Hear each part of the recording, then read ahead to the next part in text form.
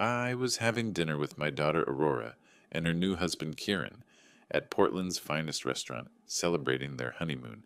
When he stepped outside for a business call, an elderly woman approached our table with terror in her eyes. She pressed a folded piece of paper into my hand and whispered urgently, "Get your daughter out of here now." Something in her voice told me I had to listen. That decision saved both our lives. Welcome everyone. Drop a comment below telling me where you're watching from and whether you think I made the right choice, trusting that elderly woman's warning. My name is Vernon Kane, and I've spent 25 years building homes for Portland families. I thought I understood stability. I was wrong about what really mattered. 2 weeks ago, I walked my daughter Aurora down the aisle. She's 32, a brilliant UX designer, and she'd found someone who made her laugh again after her mother passed. Kieran Thorne seemed perfect, charming, successful, everything I'd hoped for her. Tonight we were celebrating at Heathman Restaurant, one of Portland's finest. Aurora looked radiant in blue, her wedding ring catching the candlelight, as she talked excitedly about their honeymoon. "Dad, you should see the house Kieran found," she said, cutting her salmon. "Pearl District with those big windows you always said make a home feel alive." Kieran raised his wine glass. "To family and new beginnings." I should have felt happy. Instead, something nagged at me. How quickly everything had moved, how he'd handled all the paperwork. But Aurora was glowing. That's when Kieran's phone buzzed. His expression shifted. "Important business call. Give me 2 minutes." He kissed Aurora's forehead and stepped toward the entrance. The moment he disappeared, an elderly woman from the next table stood up. I'd noticed her earlier, sitting alone watching us with uncomfortable intensity. She moved quickly despite her age, suddenly beside our table. Her face was pale, hands trembling as she pressed a folded paper into my palm. "Get your daughter out of here now," she whispered, voice shaking with terror. Her grip was surprisingly strong. "You don't know who your daughter really married." The words hit like ice water. Something in her eyes, pure desperate fear, made every paternal instinct scream danger. "What are you talking about?" I started, but she was already moving toward the exit. Aurora looked confused. "Dad, what was that about?" I looked at the paper, then at my daughter's trusting face, then toward Kieran, still on his call. Every rational part said this was crazy. But the irrational part, the part that had kept me alive in dangerous situations, was screaming, "Aurora, we need to leave, right now. What, we haven't even finished." "Trust me." I stood throwing cash on the table. "Do you trust me?" She saw something in my face that made her nod. I spotted the fire alarm near the restrooms. In 30 seconds, this place would be chaos. Sometimes you create your own exit. I pulled the alarm. The piercing shriek filled the restaurant instantly. Diners jumped up, servers dropped trays, everyone moving toward exits. Perfect cover. "Dad, what are you doing?" Aurora shouted over the noise. "Saving your life?" I shouted back, taking her hand and pulling her toward the emergency exit. "I hope." We pushed through confused diners and burst into the cool Portland night. Behind us, the restaurant emptied in controlled chaos, fire trucks already wailing. Aurora stared at me, confusion and trust mixing on her face. "Dad, you're scaring me." "I'm scared too, sweetheart." I looked back where Kieran was pushing through the crowd, frantically searching. But sometimes being scared keeps you alive. The safety of my living room felt like a lie. Aurora sat on the couch still in that blue dress, watching me pace. Her phone buzzed against the coffee table, Kieran's name flashing for the 7th time. "Dad, I have to answer," Aurora said, reaching for it. "Let me handle this." I caught her wrist gently and picked up the phone. "Kieran." "Vernon. Thank God." "Where's Aurora? I couldn't find you guys after the alarm." "She's with me." I kept my voice steady. "She got overwhelmed by the chaos. You know how she gets with crowds. Is she okay? Can I talk to her?" "She's resting." The whole thing really shook her up. "Why don't you head home? We'll all feel better in the morning." A pause. Too long. "I'd really like to hear her voice, Vernon." Aurora was shaking her head at me, eyes wide. Something in Kieran's tone had shifted. Less worried husband, more something else. "She's already taken something to help her sleep." I lied. "I'll have her call you tomorrow." Another pause. "Take care of her, Vernon. She means everything to me." The line went dead. Aurora stared at me. "Dad, what's going on?" I unfolded the paper the old woman had given me. Shaky handwriting showed an address in southeast Portland, and below it, "Check her accounts." Check everything. They move fast once they start. "We need to look at your banking," I said. Aurora pulled out her laptop, fingers trembling as she logged in. "Dad, this is crazy." Kieran wouldn't... She stopped mid-sentence. We both stared at the screen. A pending transaction, $50,000 scheduled to transfer tomorrow morning to an unknown account. Aurora's face went white. I didn't authorize this. I would never... She clicked frantically. It's using my digital signature, but I swear I never signed this. More clicking revealed savings account restrictions she'd never requested. Her investment portfolio showed pending beneficiary changes, all dated within the last week. How is this possible? She whispered. I thought about those papers Kieran had brought by. Remember the insurance updates after the wedding. All those documents you signed. Her hand flew to her mouth. The marriage certificate updates beneficiary forms. I signed everything he put in front of me. I trusted him. This wasn't random. This was surgical professional planned. And if that old woman was right, Aurora wasn't the first. Pack a bag, I said. Small one. Where? I looked at the address. Southeast Portland, unfamiliar territory. To find out who's trying to save your life. Aurora stood still, staring at her laptop. Dad, if this is real, if Kieran is really, then we figure it out together. But somewhere he can't find us while we're figuring. She nodded, closing the laptop with shaking hands. How long have you known something was wrong? About 30 minutes longer than you have. As she headed upstairs to pack, I looked out at the empty street. Somewhere out there, Kieran was probably making calls of his own. The question was, how much time did we have before he realized his perfect plan was falling apart? Janet Williams lived where hope had worn thin. Her small house sat behind chain-link fencing, paint peeling, but garden meticulously maintained. Every window glowed with warm light, as if she feared the dark. She opened the door before we could knock. You came. Good. Come in quickly. The living room hit me like a shrine. Photographs covered every surface. The same young woman at different ages. Graduation shots, vacation photos, candid moments of infectious laughter that reminded me painfully of Aurora. That's my daughter Rachel, Janet said. She would have been 34 next month. Aurora moved closer to the photos. She's beautiful. What happened? Janet's hands shook pouring coffee. She married Kieran Thorne 2 years ago. 3 months later, she was dead. Aurora sank into the worn armchair, face pale. They went out on his boat. Lake Oswego, calm water. According to Kieran, a sudden storm hit.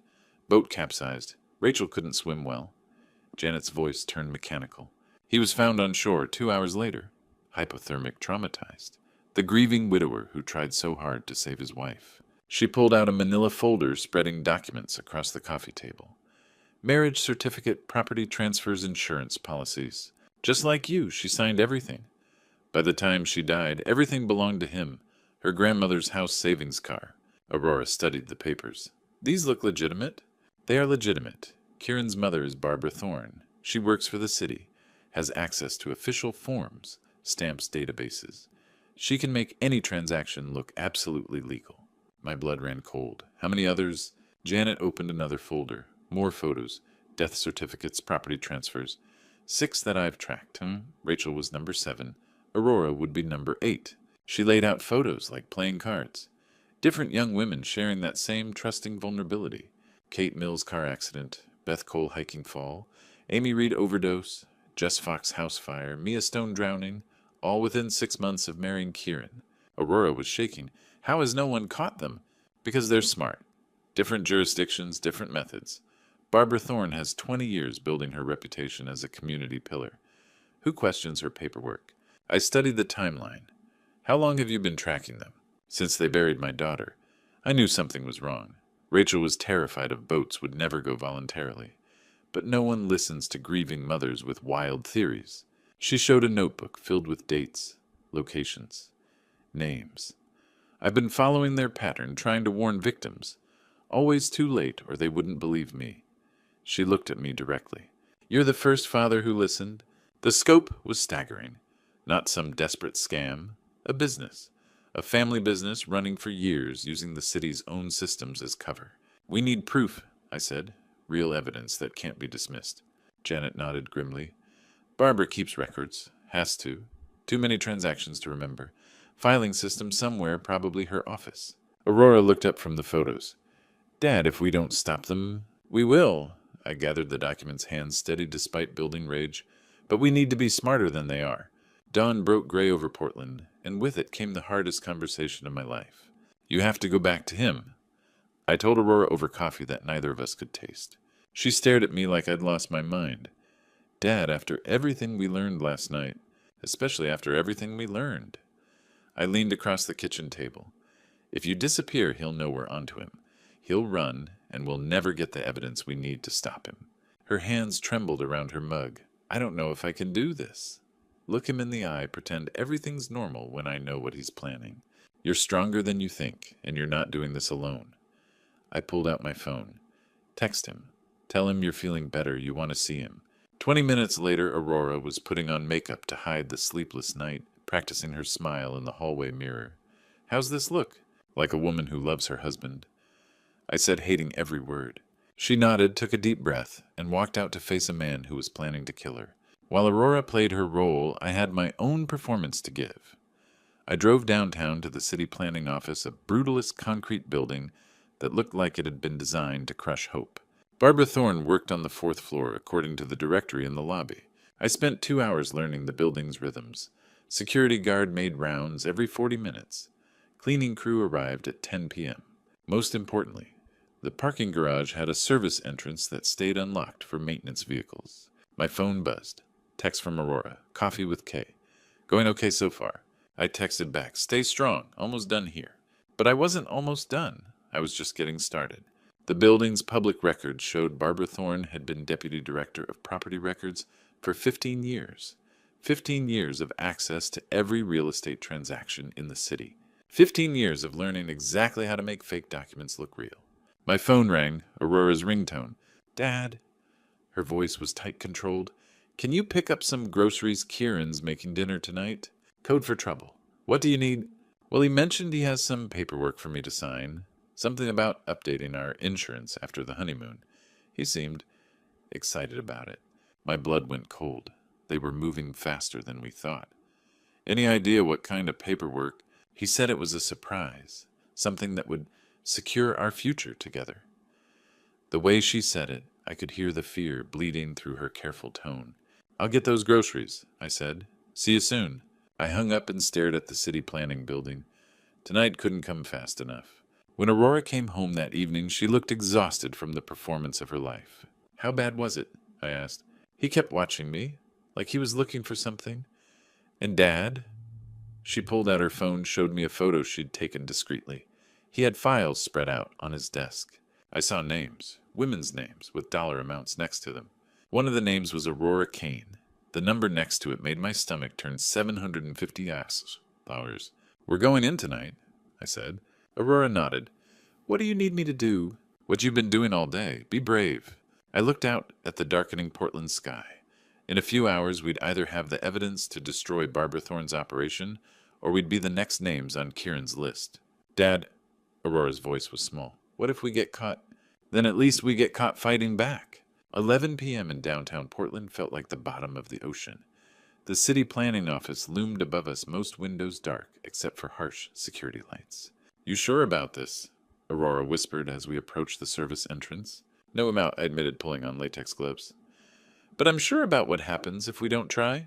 The parking garage service door was propped open by some careless maintenance worker. We slipped inside, Aurora's phone flashlight cutting through darkness. The building felt predatory at night. Every echo too loud, every shadow too deep. 4th floor, stairs not elevator. By the 3rd floor, Aurora was breathing hard. What if the files are encrypted? Then we hope you're as good with computers as you are with design. Barbara Thorne's office door might as well have read, Evil Lives Here. I pulled out the small toolkit I'd bought that afternoon. Since when do you know how to pick locks? Construction security in college. Some skills stick. The lock clicked open. Keep watch. Barbara's office was sterile, organized, cold. File cabinets lined one wall, each drawer labeled with bureaucratic precision. Try the computer, I told Aurora, attacking the locked filing cabinet. She slid behind the desk, fingers flying over keys. Password protected, but... She pulled out a USB drive. Good thing I brought my toolkit, too. Where did you learn? UX design requires creative problem solving. The screen flickered to life. I'm in. While Aurora navigated digital files, I forced open the cabinet. Inside folders organized by year, each containing property transfers. But a pattern emerged as I flipped through them. I've got hard copies here. Marriage certificates, death certificates, property deeds. And I've got the digital database, she said, voice tight with horror. Dad, this is everything. Names, property values, timeline, even method notes. She turned the monitor toward me. A spreadsheet like a serial killer's trophy case. Kate Mills, $340,000. Car accident, 3/15/2022. Beth Cole, $280,000. Hiking fall, 07/22/2022. Amy Reed, $412,000. Overdose, 11/2022. Jess Fox, $390. 00, house fire, E02/14/23. Mia Stone, $310,000. Drowning, 06/30/2023. Rachel Williams, $450,000. Boating accident, 10/12/2023. Aurora Kane, $750,000. Method TBD, status active. They've stolen over $3 million, I breathed. Aurora was taking photos camera flash, illuminating our faces in stark bursts. There's more. Future targets folder. They're researching other women. I grabbed my phone, photographing physical files. Every document signature, forged stamp, complete confession. Almost done. Aurora said, copying financial records. Everything's backed up to the cloud. I was closing the last drawer when we both heard it. Footsteps in the hallway, slow, deliberate, getting closer. Aurora's eyes met mine. We'd been so focused on evidence that we'd forgotten the most important rule: always have an exit strategy. The footsteps stopped directly outside Barbara's office. The door handle turned with a soft click that sounded like a gunshot. I grabbed Aurora's arm, pulling her behind Barbara's desk as the door opened. Through the gap, I saw expensive loafers and black security boots. I know you're in here. Kieran's voice was calm, conversational. Motion sensors picked you up 20 minutes ago. Aurora's hand found mine gripped tight with terror. Looking for my wife and father-in-law, Kieran continued. They've been acting strange since dinner. Thought they might be here doing something foolish. The security guard's radio crackled. Should I call it in? Not yet, Frank. Family matter. Kieran's feet moved closer to the desk. In seconds, he'd see us. Time to stop being prey. I stood fast, putting myself between Kieran and Aurora. You're right. We're doing something foolish. Trying to save my daughter's life. Kieran's smile was charming, but his eyes were ice. Vernon, you're making this harder than necessary. Aurora, sweetheart, come out. We need to talk. She's not going anywhere with you. Actually, she is. Kieran nodded to Frank, who stepped forward. Frank thinks you're burglars. Breaking and entering is serious, unless Aurora comes home with her worried husband. Aurora stood slowly, phone clutched in her hand. Our evidence. Kieran, I know what you are. I know about Kate Mills, Beth Cole, all of them. Kieran's composure cracked. You don't know anything. I know you killed them, Aurora said, voice stronger than ever. And I know you're planning to kill me. Kieran lunged toward her, but I was ready. 25 years of construction work kept me strong. Rage made me faster. I caught him with my shoulder, sending him stumbling into Frank. Run, I shouted. Fire exit. Aurora bolted for the emergency door while I grappled with Kieran.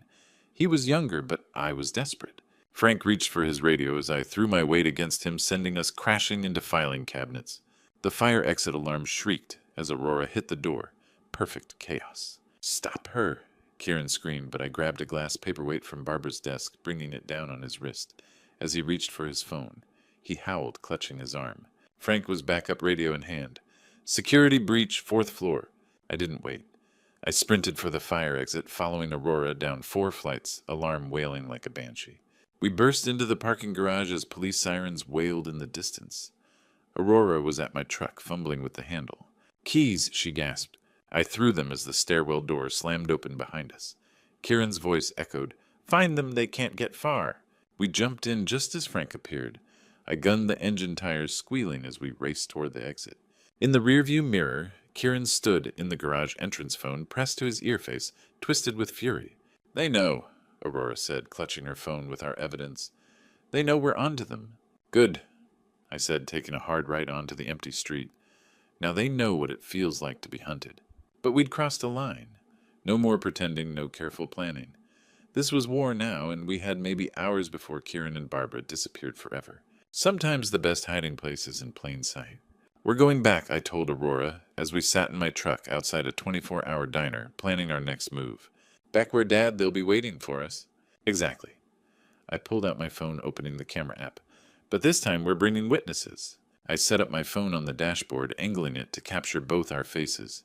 With shaking fingers, I started a live stream on Facebook, then shared it to Instagram and Twitter simultaneously. Testing. Okay, we're live. I looked directly into the camera. Portland residents, this is Vernon Kane. If you're watching this, you're about to witness something that will shock you. My daughter Aurora and I are about to expose a criminal operation that's been running in our city for years. The viewer count started at 0, then climbed 12, 47, 156. What we're about to show you is evidence of multiple murders disguised as accidents. The people responsible work for our own city government. I held up one of the printed photos from Barbara's files. This woman, Barbara Thorne, Deputy Director of Property Records, has been helping her son kill young women and steal their property. Comments started flooding in. Is this real? Call the police. Share this now. Aurora leaned into frame. I'm Aurora Kane. 2 weeks ago, I married a man named Kieran Thorne. Yesterday, I discovered he was planning to kill me for my inheritance. Tonight, we found proof he's done this to 7 other women. The viewer count hit 800. We're going to confront Barbara Thorne right now. Live on camera. I said, if something happens to us, you'll all be witnesses. Share this stream. Record it. Don't let them cover this up. We drove back to the city planning building. The parking garage was empty now. Frank and the police were long gone. But Barbara's office window still glowed with light on the 4th floor. She's still there, Aurora said, probably destroying evidence. Not if 5,000 people are watching. We took the elevator this time. No point in stealth anymore. The viewer count had exploded 247 people watching live comments, streaming faster than I could read them. Barbara's office door was closed, but I could hear her voice inside talking rapidly on the phone. I positioned my phone to capture everything, then knocked. Barbara Thorne. This is Vernon Kane. We need to talk. The phone conversation stopped abruptly. After a long pause, the door opened. Barbara looked exactly like what she was, a bureaucrat caught in the act. Her usually perfect hair was disheveled, her desk covered with shredded documents. Mr. Kane, I don't know what you think you're doing, but we're exposing a murderer, I said, holding up my phone so she could see the viewer count 423 and climbing. Say hello to Portland Barbara. They're all watching. Her face went white as she realized what was happening. You can't just show them the files, Aurora.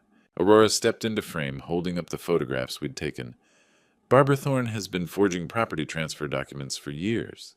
Her son Kieran marries women, kills them in staged accidents, then inherits everything. Comments exploded. Oh my God! Someone call 911. My sister knew one of those girls? Barbara tried to close the door, but I pushed it open, keeping the camera rolling. Kate Mills car accident. Beth Cole hiking fall. Amy Reed overdose. 7 women dead, Barbara. How much money have you stolen? This is harassment. You're trespassing. We're citizens exercising our right to expose corruption, I said to the camera. Look at her desk, everyone. She's been destroying evidence all night. The viewer count hit 5,000. Comments were coming so fast they were just a blur. Share this, call police, save the video. Barbara's composure finally cracked completely.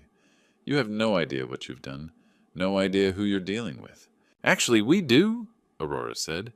We know exactly who we're dealing with. The question is, do you know who you're dealing with? Because right now, 5,000 people are watching you confess to murder. That's when we heard footsteps in the hallway. Fast, angry footsteps that could only belong to one person.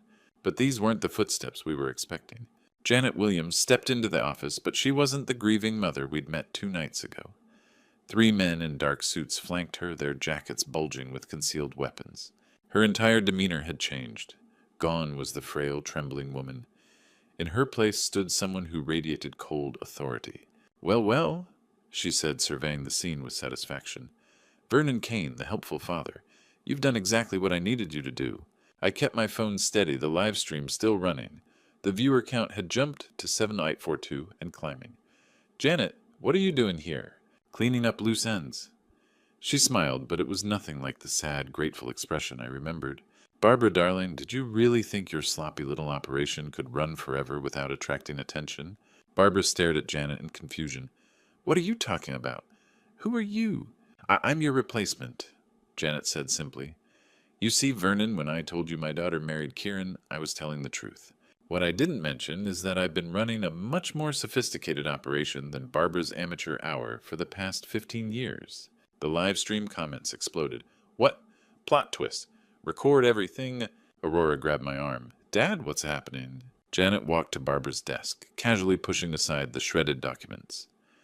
Barbara, your problem was always thinking too small.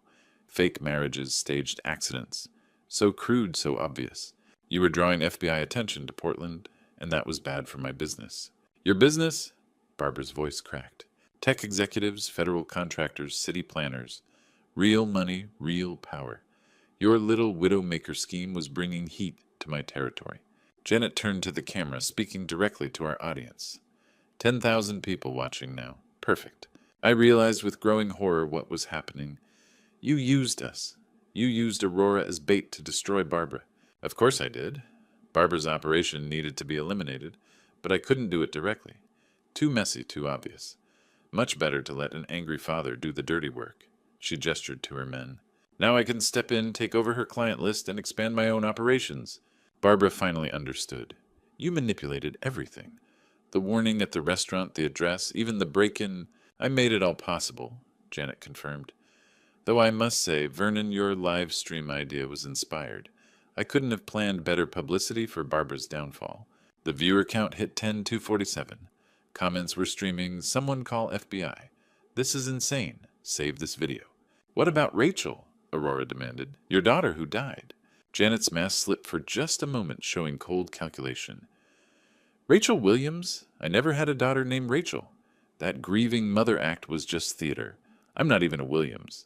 The name's Margaret Cross, and I've been running organized crime in this city longer than Barbara's been breathing. One of Janet's men stepped forward. Ma'am, we should wrap this up. Yes, we should. Margaret looked directly at me. Vernon, you have two choices. Work for me, help me build a real criminal empire, or... That's when the sirens cut through the night air.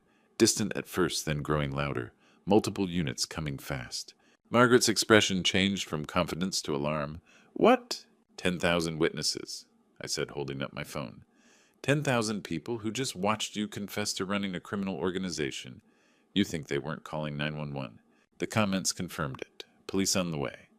I called FBI. SWAT team coming. Barbara actually laughed. A bitter, desperate sound. You brilliant fool, Margaret.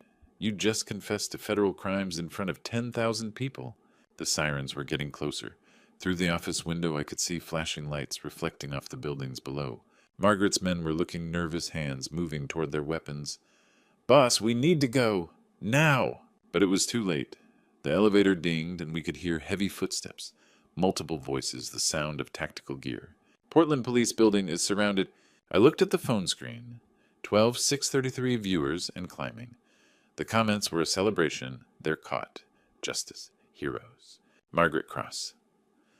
The woman who'd manipulated us all stared at the phone in my hands with something like respect. You really did it, Vernon. You destroyed us all. The office erupted into chaos as Margaret's men reached for their weapons. But Barbara wasn't going down without a fight. You think you can just waltz in and take over? Barbara screamed, diving behind her desk as one of Margaret's thugs drew his gun. I grabbed Aurora, pulling her down as the first shots rang out. The live stream was still running. 15,000 viewers now watching a real-time gunfight unfold in a government building. Stay down, I shouted, shielding Aurora with my body while keeping the phone angled to capture everything. Margaret's voice cut through the gunfire. This is what happens when amateurs try to play with professionals. But the shooting lasted less than 30 seconds. The elevator doors burst open and tactical officers in full gear flooded the office. Portland police, drop your weapons now. Margaret's men were professionals, but they weren't suicidal. Weapons clattered to the floor as hands went up. Barbara emerged from behind her desk. Mascara streaked down her face, hands raised. Don't shoot, I surrender. Margaret Cross stood in the center of the chaos, strangely calm, as officers surrounded her. She looked directly at my phone camera one last time. 15,000 witnesses to the end of an empire. Margaret Cross, you're under arrest for conspiracy racketeering and accessory to murder, the lead officer announced as handcuffs clicked into place. Barbara Thorne, you're under arrest for fraud, conspiracy to commit murder, and racketeering. I helped Aurora to her feet, both of us shaking but unharmed. The live stream comments were going insane. Holy shit. They're all arrested. Save this video forever. Ladies and gentlemen, I said to the camera, my voice hoarse with exhaustion and relief. You just witnessed the takedown of two criminal organizations that have been terrorizing Portland for years. 15,000 of you called for help, shared this stream, and made sure these killers couldn't escape justice. A detective approached us, notebook in hand. Mr. Kane, I'm Detective Rodriguez. We're going to need full statements from both of you. Everything's right here, Aurora said, holding up her phone. Photos of all their files, financial records, victim lists. It's all backed up to the cloud. Through the office windows, I could see news vans pulling up outside. Reporters were setting up cameras, preparing to tell the story that 15,000 people had already witnessed live. Dad, Aurora said quietly as the criminals were led away in handcuffs, we actually did it. I pulled her into a hug, this brilliant, brave daughter who'd risked everything to help me save her own life. We did it together. The live stream was still running. I looked into the camera one last time.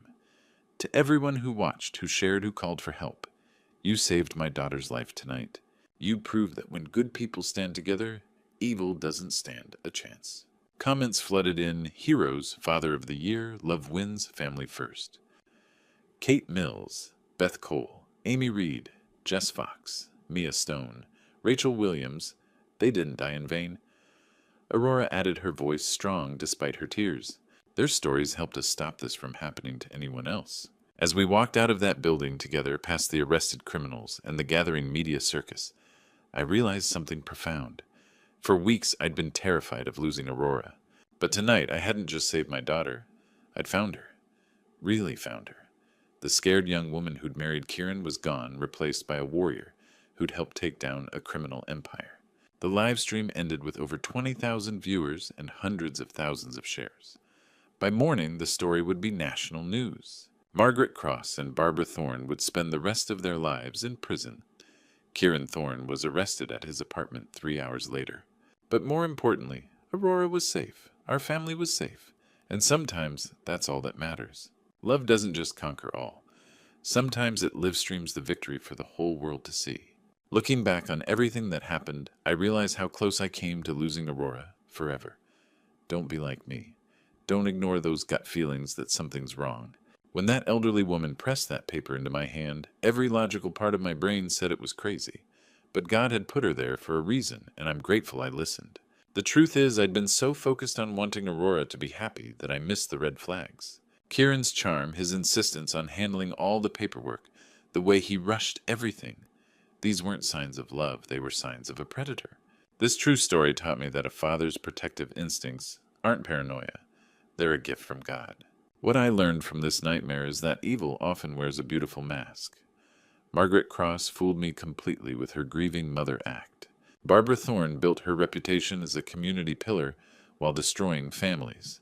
They counted on people like me being too trusting, too polite to ask hard questions. But here's what I want every father watching to understand when your child's life is at stake.